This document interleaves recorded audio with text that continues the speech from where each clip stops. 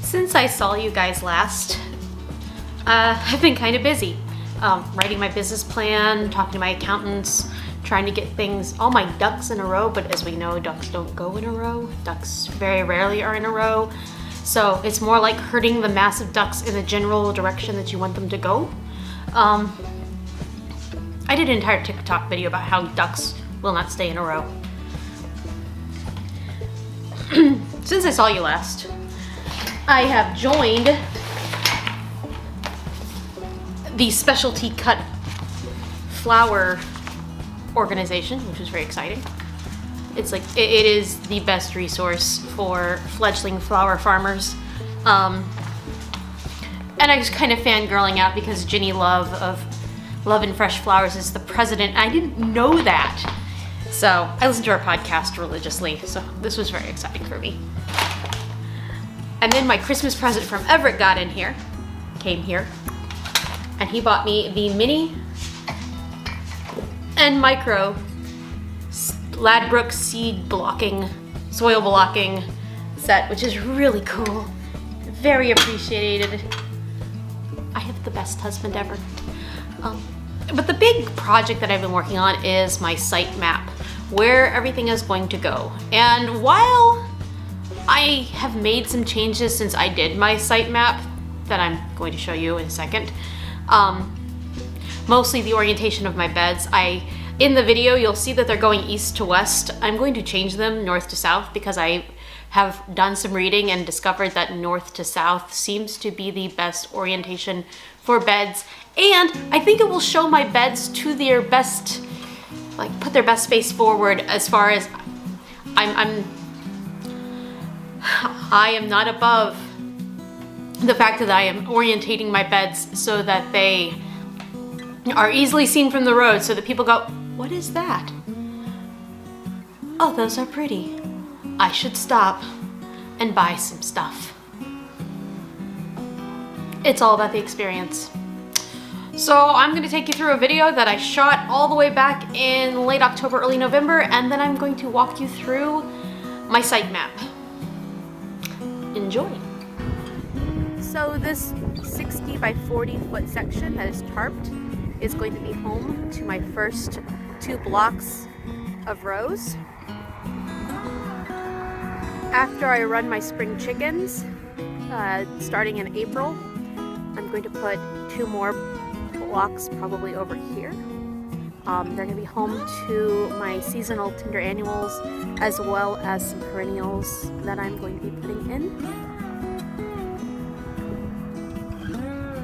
The rows themselves will be 50 feet long, which means we'll be cutting off this 60-foot section by 10 feet, allowing me to expand the drive off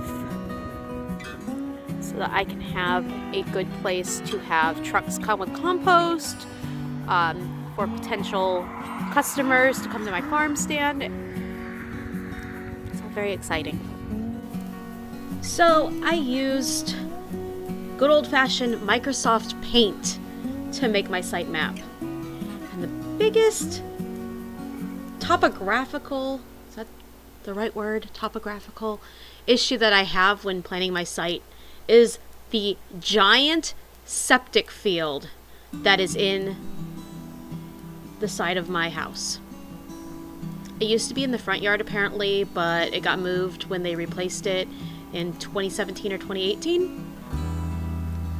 So it is a giant, it looks like a hill in my yard. If you see the hill in the area where my flower farm is, it is my septic field. I am focusing on 20 by 50 foot blocks. Each block is going to have 4 rows in it, with like a foot wide path in between them. And the reason I picked this is that is essentially the size of 2 chicken tractors last year. And if you remember correctly, I used my chickens, I ran them in the areas where I was going to have my flower farm so that they would start enriching the soil. Next year, I'm going to actually free range my chickens in the areas, the area where I'm putting up blocks C and D, which you will see later. I don't label them for a second. But I'm going to free range them. I'm going to let them out inside of my Premier One netting so that they can till up the grass and eat it and leave me with, like, you know, a moonscape, if you will, where I can put my subsequent blocks. That's going to be my plan going forward. I'm going to use chickens to till up my blocks, and then I'll probably overcrop them with a cover crop and let them sit until I'm ready to plant them. That way, we have room for expansion and forage for bees. I have a little gravel pull-off that already exists, if you saw in my video just a second ago. We're going to expand that to give it kind of a little parking lot so that when people pull off, they have a place to turn around and they have a place to park.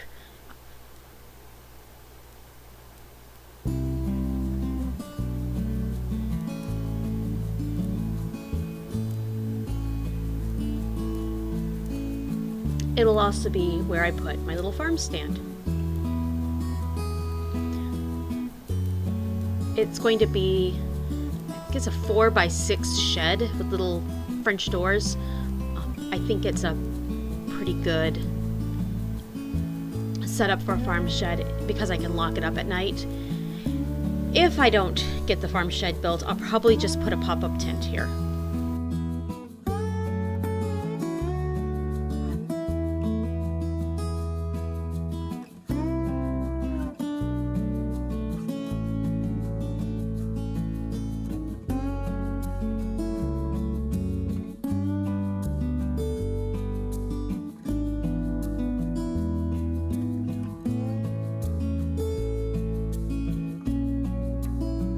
I have it in my head that I'd like to put up some sort of little covered area in the field where I can process buckets, wash buckets, and what have you, and to get out of the sun. Just because it's not super hot here doesn't mean I want to be out in the sun all the time.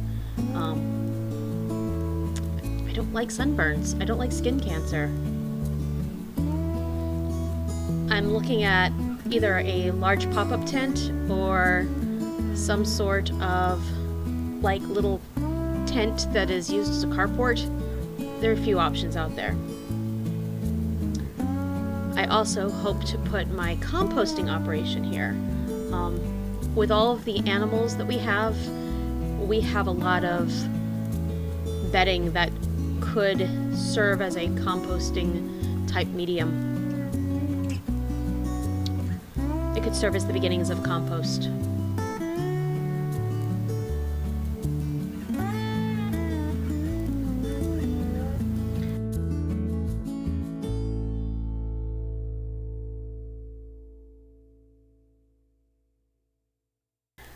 And then I would really like to put 1 to 2 50-foot, 14 by 50 foot hoop houses or caterpillar tunnels. There's a little sheltered area. Our house kind of sits on a hill, and then there's like a sloping little, I don't know how you would describe it, there's like a sloping rocky little outcropping that juts down. And I'd like to put my little hoop houses there. Probably one to start with. I'm going to use it to run my chickens and, well, the farm chickens as opposed to the homestead chickens in the winter, and they will create beautiful compost for me all winter long. And then I can plant my heat-loving Tinder annuals in there to get a jump start on the next growing season. And then I have an additional field block that I want to put in just for perennials and bulbs. Or not perennials, but like tubers and bulbs. So dahlias, tulips, what have you. Fingers crossed, I'm going to put in a cooler this fall or winter, and I'll be able to actually plant some tulips, have a place to put them right after harvest. It's kind of the only thing keeping me from planting tulips and peonies this year was the lack of cooler space.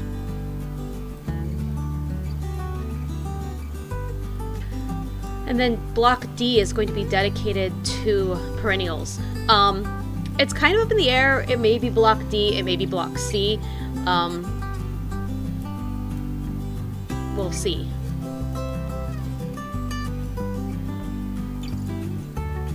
The idea is to put as many pretty flowers near the front of the property to get people's attention.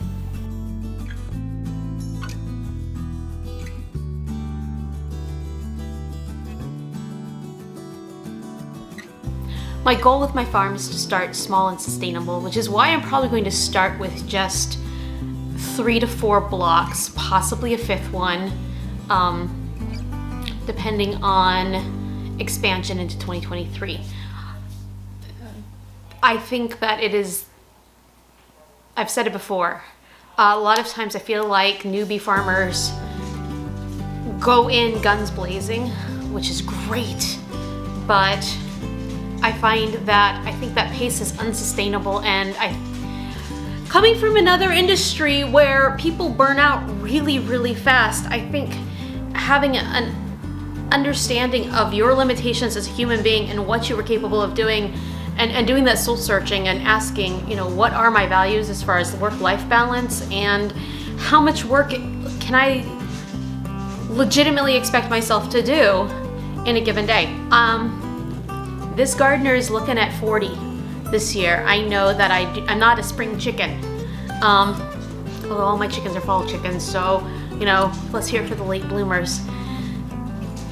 I think that I know myself well enough to know that while I am very motivated, I need to pull back and go slow. That is my number one issue, is I throw myself into everything 110%, which we all know is mathematically impossible to achieve, let alone sustain. So that's going to be my challenge going forward. I'm hoping that by hammering down my garden site and keeping it relatively small, I can achieve that and like I said, grow things really well. Grow a few things really well rather than a lot of things marginally. That is what I'm pushing for going forward. I think planning my site map was really, really important so that I could really get a handle on what I'm looking at this year as far as growing capacity. I have since hammered down. I've done a little bit of tweaking to the original site map that I just showed you. Like I said, rather than going east to west, we're going to go north to south, and that's caused me to shorten my beds just a little bit. But I think overall it's not going to really. It's very interesting. I shortened my beds, but I gained an extra bed, so it's a wash as far as capacity goes. But I think that knowing how many blocks I have, how many rows are in each block, and what I'm planting allows me to plan what my planting schedule and my seed starting schedule is going to look like. So if you'll excuse me, I've got some more work to do, and until next time, take care of yourselves.